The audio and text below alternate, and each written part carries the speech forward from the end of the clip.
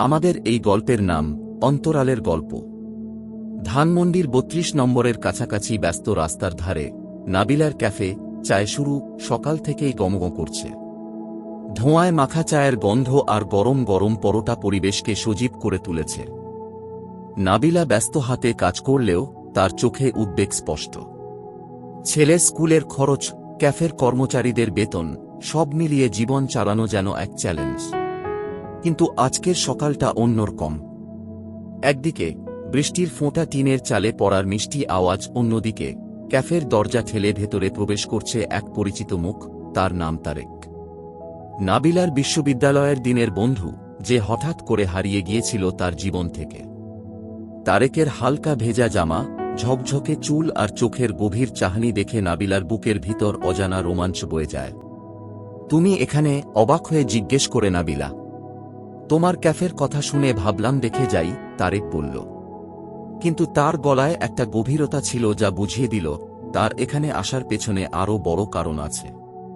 ক্যাফের কাজ সামলে নাবিলা তারেকের জন্য এক কাপ আদা চা নিয়ে এলো।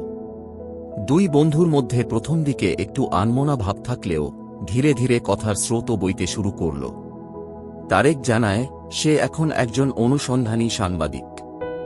ঢাকার বড় একটি কেলেঙ্কারির তদন্ত করতে এসে সে এমন কিছু তথ্য পেয়েছে যা নাবিলার পুরনো জীবনকে নাড়া দেবে। বৃষ্টির ধারা তখনও থামেনি। ক্যাফের জানালার কাঁচ দিয়ে ঝরে পড়া জলের রেখাগুলো যেন নাবিলার মনের ভিতরের অস্থিরতাকে প্রতিফলিত করছিল। তারেক তার সাথে কথা বলতে গিয়ে আবিষ্কার করেছিল নাবিলা আর আগের সেই কেয়ারফ্রি মেয়ে নেই, সে এখন এক দ্বিচেতা মা। তুমি এখানে কিভাবে এলে, তারেক? নাবিলা কৌতূহলী চোখে তাকাল। অফিসের কাজেই ঢাকায় আসা।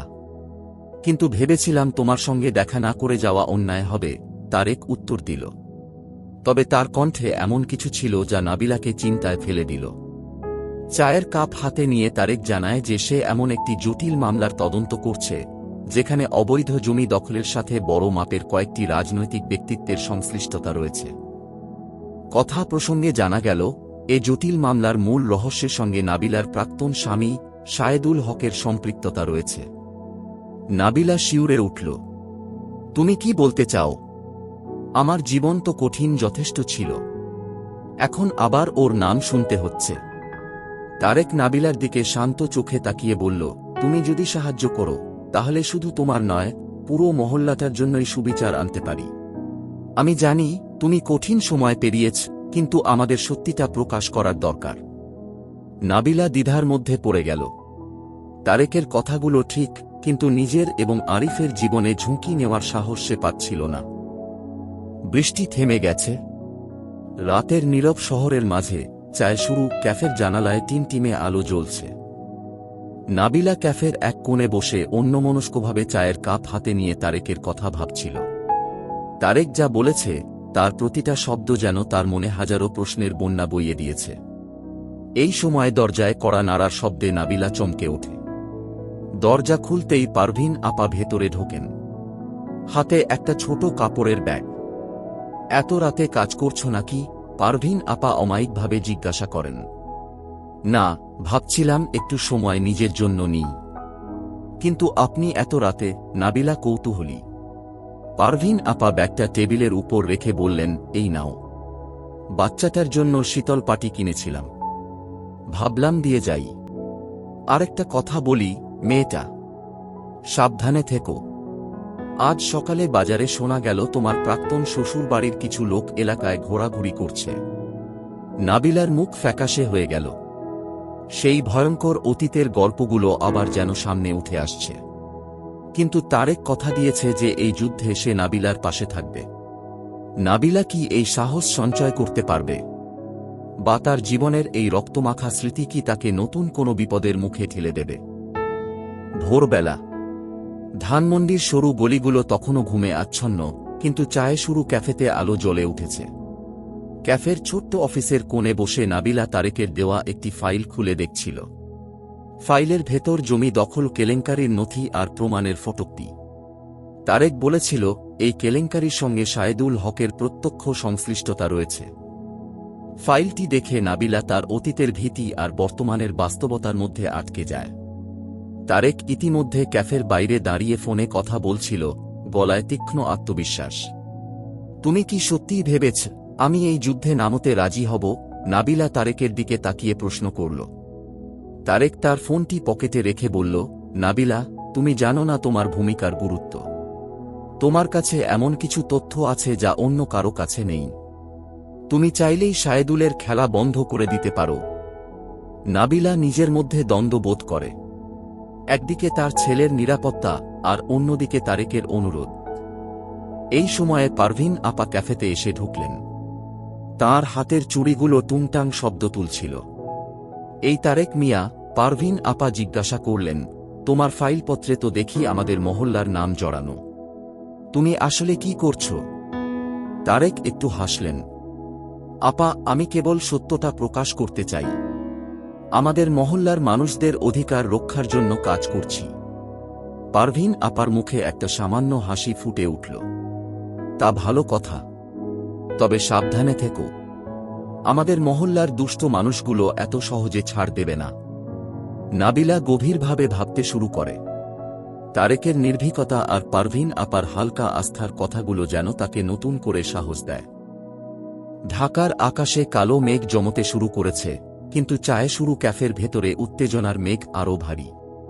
তারেক তার তদন্তের প্রমাণগুলো ছড়ায় বসেছে টেবিল জুড়ে, আর নাবিলা তার প্রতিটি কথায় দ্বন্দ্বমুখর। তুমি কি বুঝতে পারছ তারেক? নাবিলা গম্ভীর কণ্ঠে বলল। আমি যদি তোমার সঙ্গে এই তদন্তে নামি, আমার ছেলের নিরাপত্তা হুমকির মুখে পড়তে পারে। তারেক চোখে দৃতা এনে জবাব দিল, আমি বুঝি তোমার ভয়টা, নাবিলা। কিন্তু এই অন্যায়ের বিরুদ্ধে কেউ যদি না দাঁড়ায়, তাহলে এরা আমাদের মতো মানুষদের জীবনে চিরকাল অত্যাচার করে যাবে। এই সময় বাইরে গাড়ির হর্ন আর মানুষের কোলাহলের মধ্যে দিয়ে এক অচেনা মুখ ক্যাফেতে প্রবেশ করল। পারভিন আপা দ্রুত নাবিলার কানে ফিসফিস করে বললেন, সাবধান, ও লোকটাকে আমি চিনি। ও শায়েদুলের লোক। লোকটি ভদ্রভাবে হাসি দিয়ে একটা টেবিলের কাছে বসল, কিন্তু তার চোখে অদ্ভুত সজাগ দৃষ্টি। নাবিলা অনুভব করল তার ঘামের বিন্দুগুলো কপালে জড়ো হচ্ছে।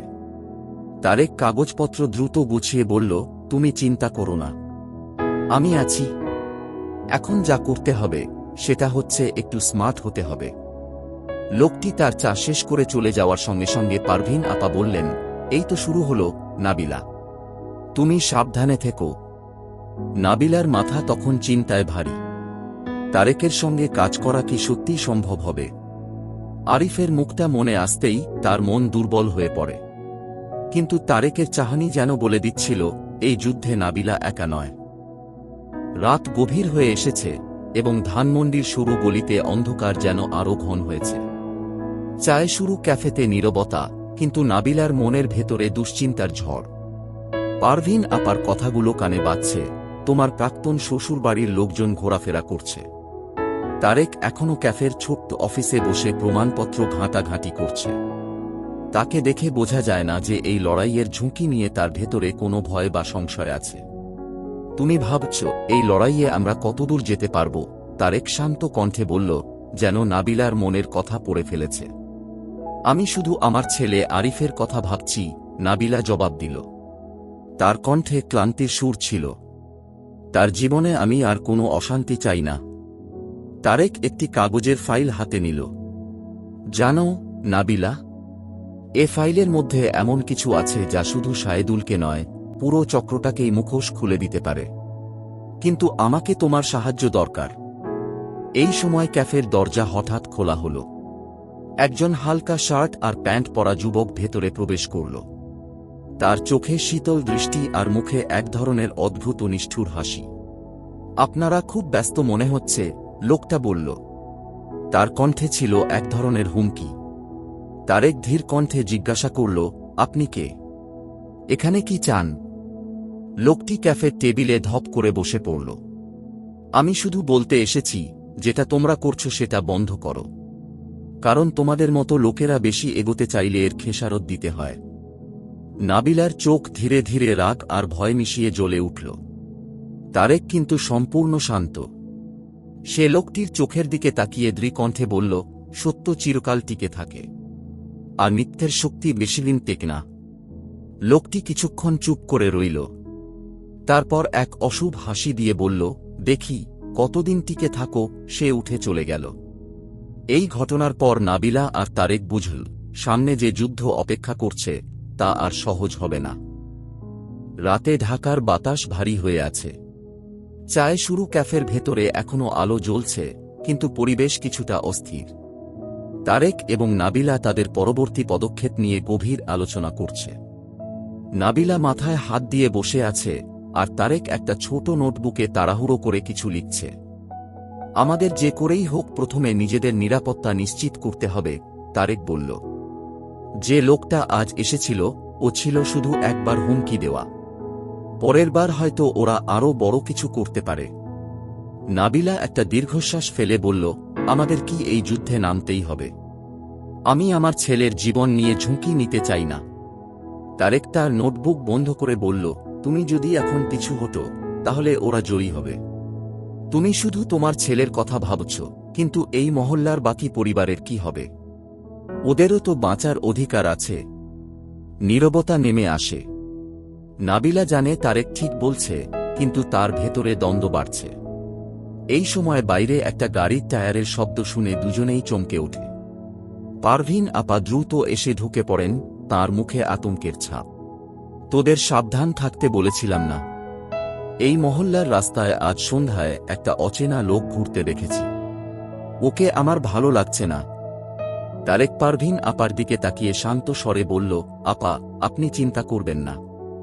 আমরা আমাদের পরিকল্পনা নিয়ে এগিয়ে যাব।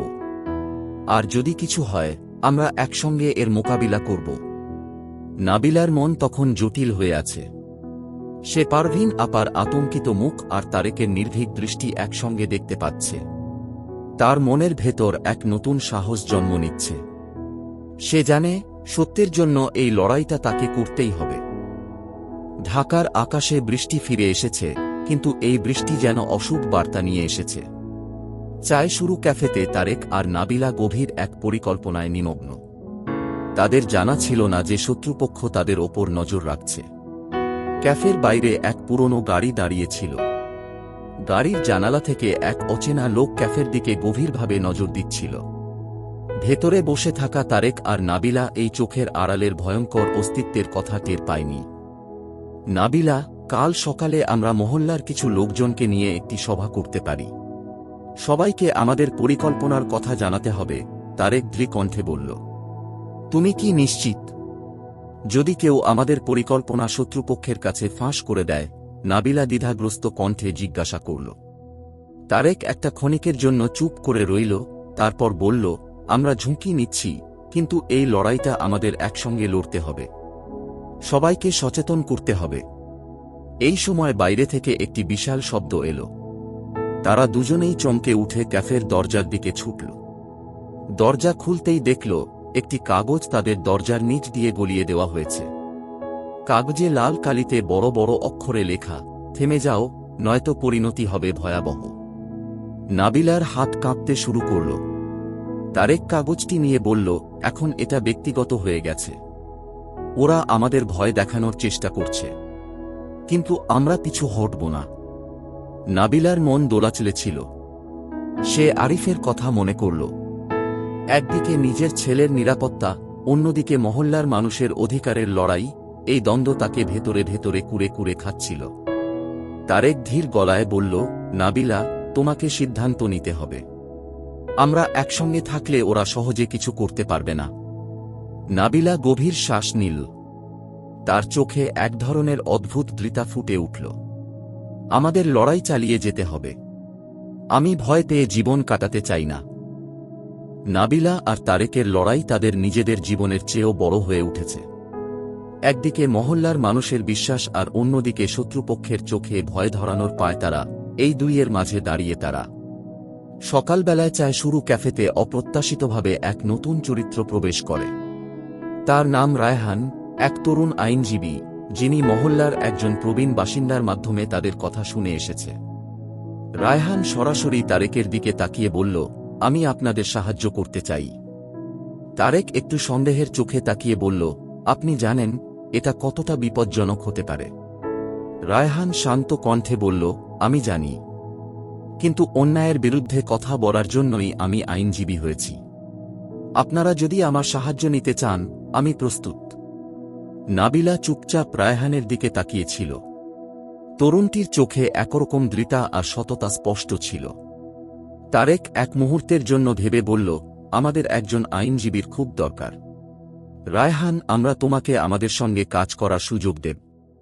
এই সময় পারভিন আপা এসে বললেন, এই মহল্লার লোকজন তোমাদের পাশে আছে, কিন্তু সাবধান থেকো।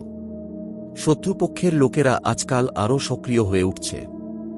বিকেলের দিকে তারেক, নাবিলা এবং রায়হান মিলে তাদের প্রথম বড় পরিকল্পনার জন্য কাজ শুরু করল। তারা ঠিক করল যে মহল্লার একটি বড় জমায়েত ডেকে শত্রুপক্ষের অন্যায়ের কাহিনী সবার সামনে তুলে ধরবে। কিন্তু রাতের বেলা হঠাৎ ক্যাফেতে আগুন ধরে যায়। আশপাশের লোকজন ছুটে আসে আগুন নিভানোর জন্য, আর নাবিলা অশ্রুসিক্ত চোখে তার ক্যাফের ধ্বংসস্তূপের দিকে তাকিয়ে থাকে। এটা শত্রুপক্ষের স্পষ্ট বার্তা ছিল, তোমাদের থামতেই হবে। রায়হান গভীর কণ্ঠে বলল, আমরা থামব না। এই অন্যায়ের বিরুদ্ধে আমরা সবাই মিলে লড়ব। নাবিলা প্রথমে ভেঙে পড়লেও তার ছেলের ছবি মনে করে আবার মাথা তুলে দাঁড়ায়। সে জানে এই যুদ্ধে নিজের অস্তিত্বকেই বাজি রাখতে হবে। আগুনের ঘটনার পর মহল্লার মানুষের মধ্যে ফিসফাস শুরু হয়েছে। চায়ে শুরু ক্যাফের ধ্বংসাবশেষ দেখে সবাই হতভম্ব। কিন্তু এই ধাক্কা নাবিলা, তারেক এবং রায়হানকে আরও শক্ত হতে শিখিয়েছে। তাদের জমায়েতের দিন এসে গেছে। মহল্লার পুরনো মসজিদের উঠোনে সকলে একত্রিত হয়েছে। পারভিন আপা তাদের স্বভাবসুলভ সাবধানী কণ্ঠে বললেন, তোমরা যা করছ ভালোই করছ, কিন্তু এর খেসার তো ভোগ করতে হতে পারে। তারেক মাইক্রোফোন হাতে নিয়ে বলল, আমরা সবাই জানি এই মহল্লার জমি যারা অন্যায়ভাবে দখল করে নিচ্ছে তাদের শক্তি অনেক। কিন্তু আমরা যদি একসঙ্গে দাঁড়াই তাহলে সত্যের জয় হবেই। মহল্লার লোকজন প্রথমে কিছুটা দ্বিধাগ্রস্ত হলেও রায়হানের দৃঢ়যুক্তি আর সাহসী কণ্ঠ তাদের অনেকটাই অনুপ্রাণিত করল। এই সময় মহল্লার এক প্রবীণ ব্যক্তি উঠে দাঁড়িয়ে বললেন, আমার জীবন তো প্রায় শেষ, কিন্তু এই মহল্লা আমাদের সন্তানের ভবিষ্যৎ। আমি আপনাদের সঙ্গে আছি। তবে জমায়েতের মাঝেই নীরবে একজন অচেনা ব্যক্তি একটি কোণায় দাঁড়িয়েছিল। সে কেউ কথা বলল না, কেউ তাকায়নি, কিন্তু তার চেহারায় কিছু অস্বাভাবিক ছিল। রাত গভীর হলে এই অচেনা ব্যক্তি শত্রুপক্ষের কাছে ফিরে গিয়ে যা দেখল ও শুনল তা জানিয়ে দিল। শত্রুপক্ষ এখন তাদের পরবর্তী বড় পদক্ষেপ নেওয়ার প্রস্তুতি নিচ্ছে। এদিকে রাতে তারেক আর নাবিলা একসঙ্গে গুরুত্বপূর্ণ কিছু নথি নিয়ে কাজ করছিল। এই সময় ক্যাফের বাইরের পরিত্যক্ত জায়গায় কিছু সন্দেহজনক আওয়াজ পেল তারা। তারেক দ্রুত বাইরে গেল, কিন্তু কেউ ছিল না। শুধু কিছু পদচিহ্ন দেখা গেল যা অন্ধকারের দিকে মিলিয়ে যাচ্ছিল। রায়হান তখন বলল, ওরা আমাদের উপর নজরদারি করছে। আমাদের প্রতিটি পদক্ষেপ এখন ঝুঁকির মধ্যে। নাবিলা আতঙ্কিত হলেও দৃঢ় কণ্ঠে বলল, আমরা ভয় পাব না, আমাদের এগোতেই হবে। গভীর রাতে ঢাকা শহরের বাতাসে চাপা অশান্তির গন্ধ। ধ্বংসস্তূপে পরিণত হওয়া চায় শুরু ক্যাফের ভেতর এখনও আলো জ্বলছে। নাবিলা, তারেক আর রায়হান রাতভর তাদের পরিকল্পনা নিয়ে কাজ করছে, কিন্তু অদৃশ্য শত্রুর উপস্থিতি যেন চারপাশে ঘুরপাক খাচ্ছে। আমাদের প্রতিটি পদক্ষেপ ওদের জন্য বার্তা হতে হবে, তারেক দৃঢ় গলায় বলল। কিন্তু আমাদের সবার আগে ওদের আসল পরিচয় জানতে হবে। রায়হান একটি চিঠি বের করে দেখাল। এই চিঠিটা বিকালে আমার টেবিলে রেখে গেছে কেউ। এতে একটি নাম আছে, আলী হাসান। মনে হচ্ছে এ লোকটি শত্রুপক্ষের গুরুত্বপূর্ণ একজন।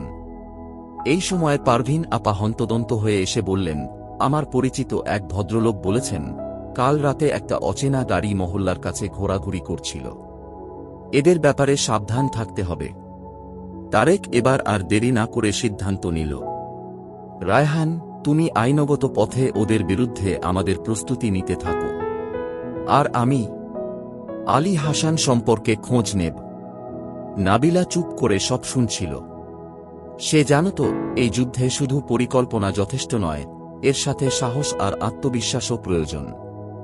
পরের দিন সকালে তারেক এক পরিচিত সূত্রের সাহায্যে আলী হাসানের ছবি ও তথ্য সংগ্রহ করে। নাবিলা দেখে চমকে উঠল। এই মানুষটাকে আমি চিনি। এটা আমার প্রাক্তন শ্বশুরের ডান হাত। এদিকে মহল্লার একজন যুবক আনিস ক্যাফেতে এসে জানাল, আমরা আপনাদের পাশে আছি, কিন্তু শুনেছি শত্রুপক্ষ নতুন করে কিছু প্ল্যান করছে। তারেক এবার সবাইকে নিয়ে একটি গোপন মিটিং ডাকল। সেই মিটিংয়ে ঠিক হল পরবর্তী পদক্ষেপ হবে শত্রুপক্ষকে বিভ্রান্ত করা। রায়হান তখন বলল, আমাদের নিজেদের মধ্যে যোগাযোগ আর গোপনীয়তা সবচেয়ে বড় অস্ত্র হবে। কিন্তু মিটিংয়ের একদম শেষে ক্যাফের বাইরে একটা কাগজ পাওয়া গেল। তাতে লেখা ছিল, তোমাদের কেউ বিশ্বাসঘাতক। সবাই আতঙ্কিত। কে তাদের মধ্যে বিশ্বাসঘাতক? নাবিলা, তারেক আর রায়হান তাদের গোপন পরিকল্পনা ফাঁস হওয়ার ভয়ে আরও সজাগ হয়ে উঠল।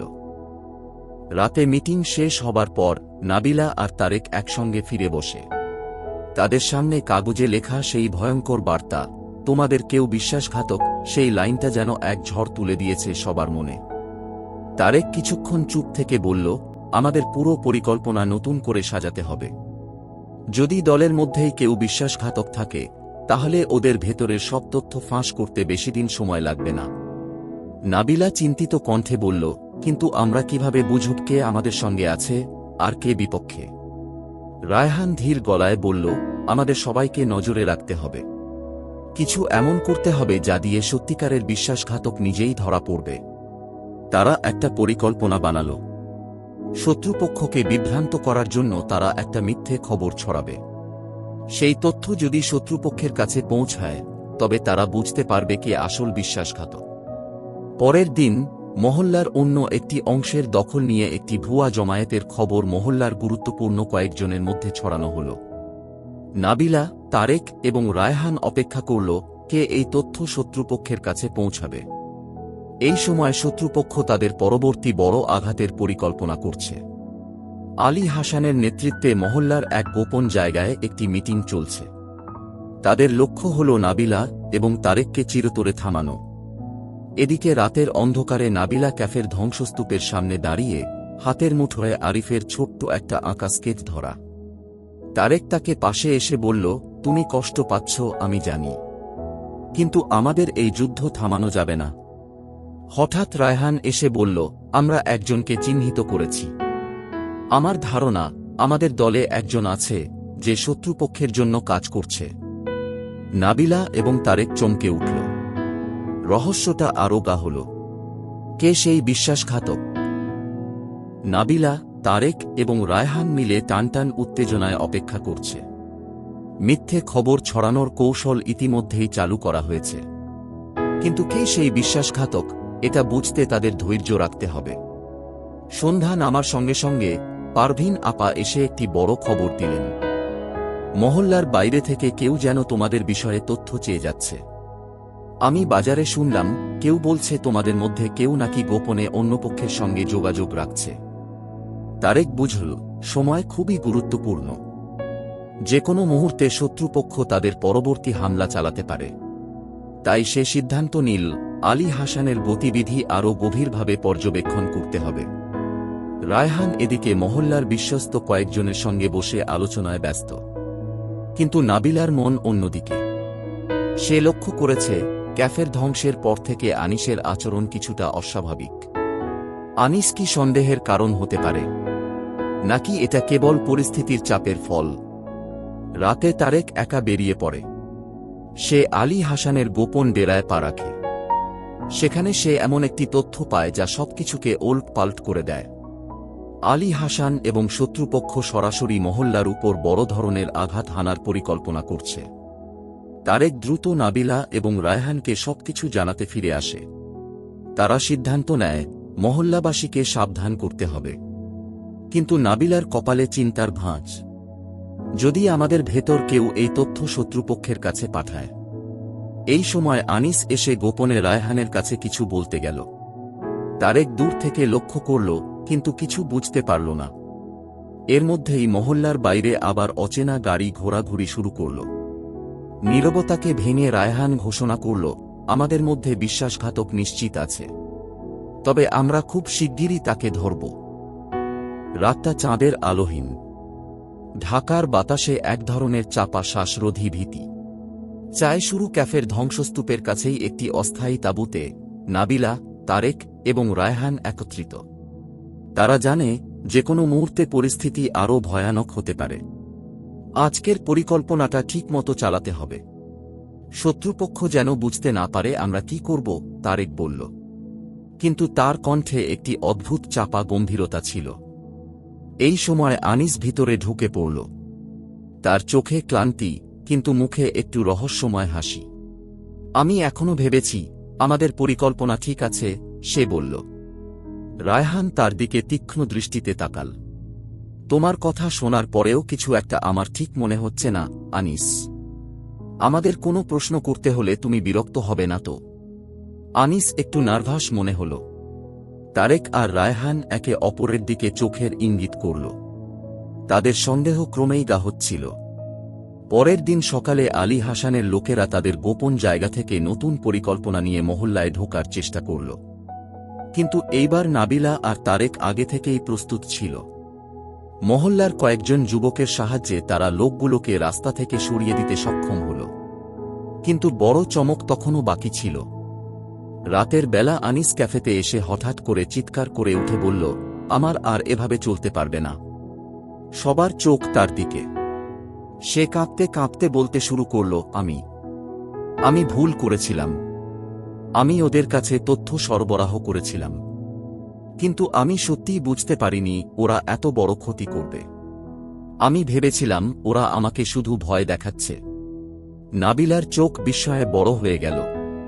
তারেক হতবাক। কিন্তু তারেক দ্রুত নিজেকে সামলে বলল, তুমি জানো তুমি কি করেছ? তুমি পুরো মহল্লার সুরক্ষাকে ঝুঁকির মুখে ঠেলে দিয়েছ। আনিস ক্ষমা চেয়ে কাঁদতে শুরু করল।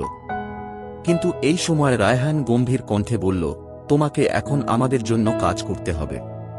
তুমি যা জানো সব সত্যি বলতে হবে। আর তোমার এই তথ্যই শত্রুপক্ষকে থামানোর চাবি হতে পারে। রাত গভীর এবং চারদিকে নীরবতা। নাবিলা, তারেক, রায়হান এবং আনিস মিলে শত্রুপক্ষের পরিকল্পনা থামানোর একটি চূড়ান্ত পদক্ষেপের পরিকল্পনা করছে। আনিস এখন কাঁদছে না, বরং দুঃখ আর অপরাধবোধ তাকে কাজ করতে অনুপ্রাণিত করছে। সে তারেককে জানাল, শত্রুপক্ষ তাদের পরবর্তী বড় আঘাতের জন্য কোন জায়গায় মিটিং করছে এবং কিভাবে তারা মহল্লায় ভয় সৃষ্টি করতে চায়। ওদের মিটিংয়ে একটা সুযোগ আছে, আনিস বলল, তার কণ্ঠে ভয় আর দৃঢ়তা মিশ্রিত। আমি জানি কিভাবে আমরা ওদের থামাতে পারি, তবে আমাকে এ কাজে যেতে দাও। তারেক কিছুক্ষণ চুপচাপ তাকিয়ে থাকল। তোমার এই ভুলের জন্য তোমার সাহসিকতা প্রমাণ করতে হলে এটাই সেরা সুযোগ। কিন্তু সাবধান, আনিস। একবার ধরা পড়লে ওরা তোমাকে বাঁচতে দেবে না। এদিকে রায়হান মহল্লার লোকজনের মাঝে সতর্ক বার্তা পৌঁছে দিতে ব্যস্ত। পারভিন আপা, মহল্লার প্রবীণরাও এবার আরও সরব। তাদের সবার একটাই কথা, আমরা আর ভয় পাব না। আমরা আমাদের ঘর রক্ষা করব। শত্রুপক্ষের ডেরায় আনিস প্রবেশ করল। তার ভেতরে ভয় জেঁকে বসেছে, কিন্তু বাহির থেকে সে শান্ত থাকার অভিনয় করল। আলী হাসান এবং তার দলের লোকেরা তাদের চূড়ান্ত আঘাতের পরিকল্পনা করছে। আনিসকে দেখে আলী হাসানের চোখে সন্দেহের ছাপ পড়ল। তুমি এখানে কি চাইছ? সে গম্ভীর স্বরে জিজ্ঞাসা করল। আনিস দ্রুত নিজের ঘাবড়ানো মনোভাব লুকিয়ে বলল, আমি এখানে খবর আনতে এসেছি। ওদের পরিকল্পনা এখন কি অবস্থায় আছে সেটাই জানতে চেয়েছি। এই সময় আনিস লক্ষ্য করল, মিটিংয়ের মাঝেই একজন তার দিকে সন্দেহের দৃষ্টিতে তাকিয়ে আছে। কি আনিসের ফাঁদ এবার উল্টো দিকেই গড়াবে?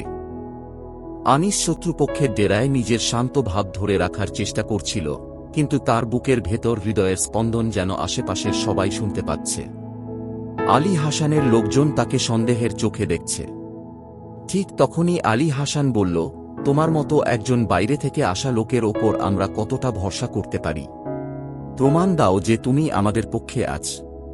আনিস দ্রুত একটি উল্টা গল্প তৈরি করল। সে বলল, আমি নাবিলা আর তারেকের পরিকল্পনার সব খবর জানি। ওরা আগামীকাল রাতে মহল্লার উত্তর প্রান্তে বড় একটা জমায়েত করতে চায়। ওদের থামানোর এখনই সুযোগ। এই বক্তব্য শত্রুপক্ষকে শান্ত করল, কিন্তু আলী হাসানের মুখে একটি অস্বাভাবিক স্মিত হাসি ফুটে উঠল।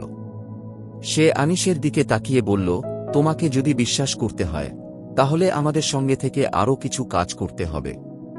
মনে রেখো, আমাদের বিপক্ষে কোনো চালাকি করলে সেটা তোমার শেষ ভুল হবে। অন্যদিকে নাবিলা এবং তারেক মহল্লার ভেতরে নিজেদের পরিকল্পনা এগিয়ে নিচ্ছিল।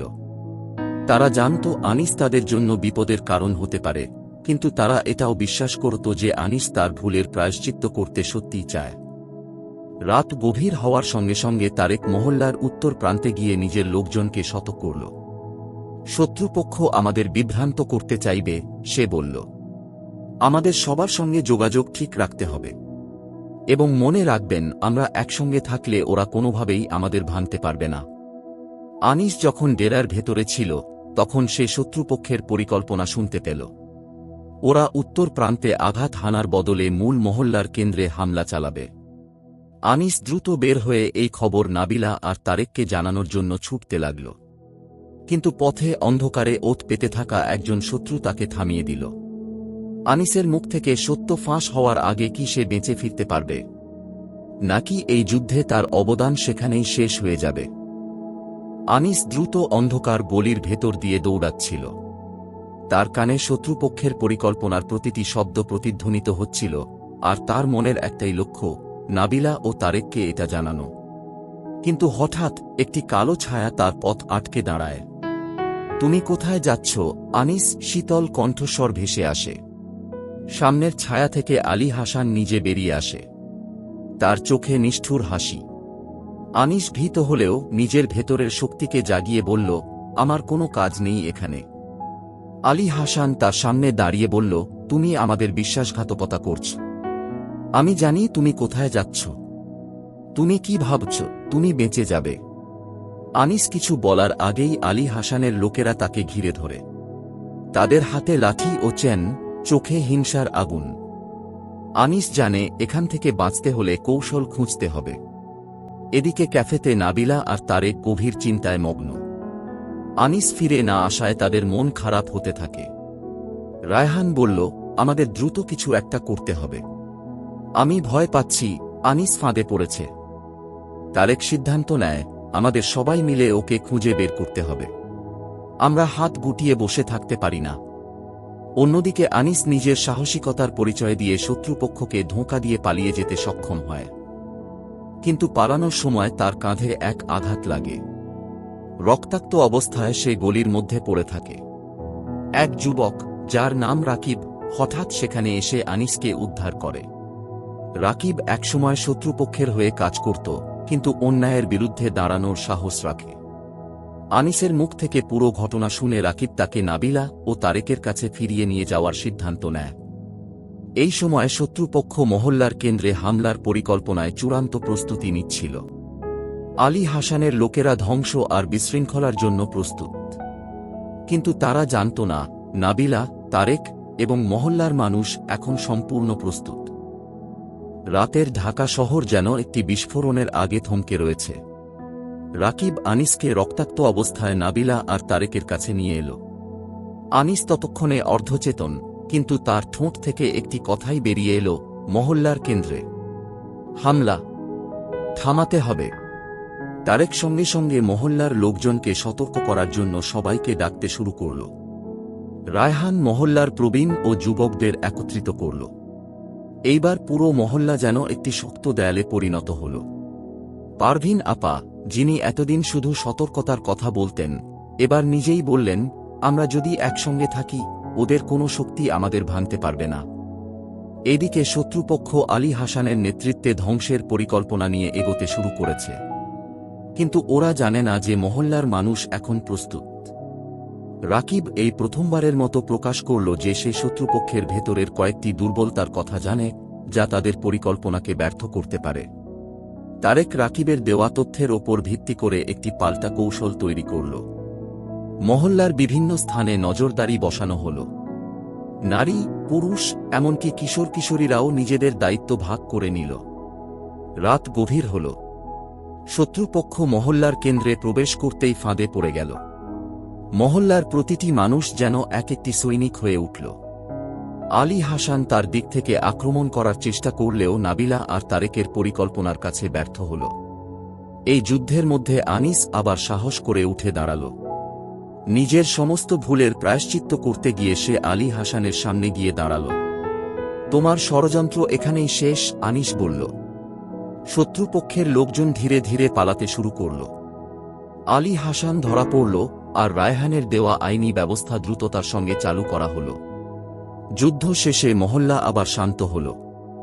নাবিলা, তারেক এবং রাকিব সবাই একে অপরের দিকে তাকিয়ে হেসে উঠল, কিন্তু তাদের চোখে ছিল বিজয়ের অশ্রু। ঢাকার আকাশে এবার ঝকঝকে রোদ, যেন যুদ্ধের পরে নতুন দিনের আগমন। মহল্লা শান্ত, আর মানুষজন নিজেদের দৈনন্দিন জীবনে ফিরে যাওয়ার চেষ্টা করছে। তবে এই অভিজ্ঞতা মহল্লার মানুষ এবং নাবিলা, তারেক ও রায়হানের জীবনে এক অমলিন ছাপ রেখে গেছে। চায় শুরু ক্যাফের পুনর্নির্মাণ শুরু হয়েছে। ধ্বংসস্তূপের মধ্যে থেকে উঠে আসা নতুন ক্যাফে যেন নাবিলার সাহস ও সংগ্রামের প্রতীক হয়ে উঠেছে। আরিফ তার ড্রয়িং খাতায় নতুন একটি ছবি আঁকছে, তাতে দেখা যাচ্ছে মহল্লার মানুষ একসঙ্গে দাঁড়িয়ে, আর তাদের পাশে তারেক ও রায়হান। তারেক ক্যাফেতে বসে নতুন পরিকল্পনার কথা ভাবছিল। রায়হান তার পাশে দাঁড়িয়ে বলল, আমাদের এই যুদ্ধে শুধু শত্রুপক্ষকে হারানোই ছিল না, বরং পুরো মহল্লাকে একত্রিত করাই ছিল আমাদের আসল জয়। নাবিলা একটি ট্রেতে চা নিয়ে এলো, তার মুখে প্রশান্তির হাসি। আমার মনে হয় মহল্লার সবাই এখন বুঝেছে একতা কতটা শক্তিশালী হতে পারে। এই সময় পারভিন আপা এসে বললেন, আমি বলেছিলাম না, ভয় পেলে আর নিজের অধিকার না আদায় করলে কেউ কিছু দেবে না। এবার সবাই দেখল কিভাবে সাহস আর একটা মিলে সব বদলে দিতে পারে। তার কথা শুনে সবাই হেসে উঠল। আনিসও নিজের ভুলের প্রায়শ্চিত্ত করতে মহল্লার উন্নতির জন্য নতুন একটি পরিকল্পনায় কাজ শুরু করেছে। আর রাকিব শত্রুপক্ষের হাত থেকে বের হয়ে মহল্লার মানুষের পাশে দাঁড়িয়েছে। নাবিলা আর তারেক এক মুহূর্তের জন্য একে অপরের দিকে তাকাল। এক সময়ের অসমাপ্ত গল্প যেন নতুন করে শুরু হচ্ছে। তবে এবার গল্পের ভেতর আছে বন্ধুত্ব, আস্থা এবং একসঙ্গে জীবন গড়ার নতুন প্রতিশ্রুতি। শেষে আরিফ তার নতুন আঁকা ছবিটি সবার সামনে ধরে বলল, আমাদের মহল্লা এখন একসঙ্গে অনেক শক্তিশালী। মা বলেছে এটা আমাদের সত্যিকারের বাড়ি।